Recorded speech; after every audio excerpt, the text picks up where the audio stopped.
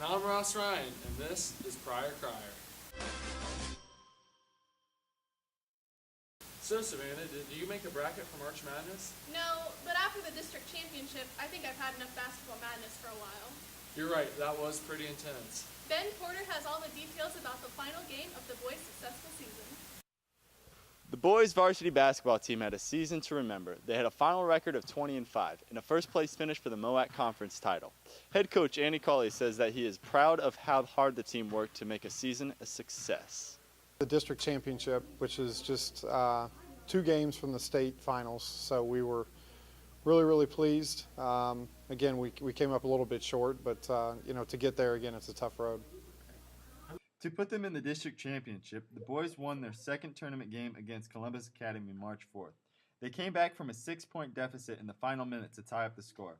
In the final 8 seconds, junior Nate Johnson stole the ball and made a layup, making the final score 70-68.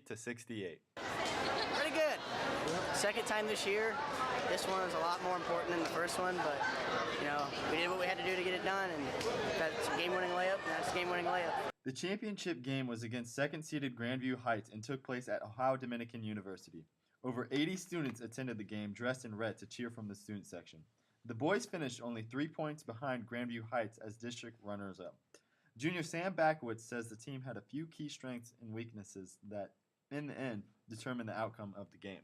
I think the one thing we did well was we played pretty good defense, and then the bad things we did was we turned the ball over a lot and we were really out of sync on offense and weren't able to post feed the ball very much. The hard work and success of the players did not go unnoticed. 5 players were given a total of 17 conference, district, and state awards. Additionally, Coach Collier received multiple Coach of the Year honors. The complete list of postseason awards can be found on the insert of this issue of the Trojan Crier. And for Crier, I'm Ben Porter. You can read about the game as well as the social media challenge the tolerance class took and CrossFit in the Trojan Crier tomorrow for 75 cents. We also have a story on the new student teachers who have been helping in the classrooms. You might have seen Mr. Frazee in the band room or Miss Booth in the English classes. Here's Emma Morrell with a story on both of our new student teachers. Believe it or not, teachers weren't born teaching. They were also students at one point, and we now have some soon-to-be teachers here. These student teachers have come to learn how to apply what they have been taught about teaching. Eric Frazee, Shelby Booth, Tristan Overley, and Jordan McNulty are here to help. Eric Frazee has been working with Chuck Detmar during the general music classes and with the high school band. He was able to lead and conduct the band for one of their songs throughout class and at the concert early this month. He may be learning how to teach music classes right now, but he hopes to teach English as a second language in Japan. I kind of always felt like I wanted to be a teacher. Basically from when I was a little kid playing school, and then I joined band and was good at it, so I thought, hey, why not just Shelby Booth watched and taught in Karen Allen's English classes until March 3rd. She taught mysteries to sophomores and led the AP class through Macbeth.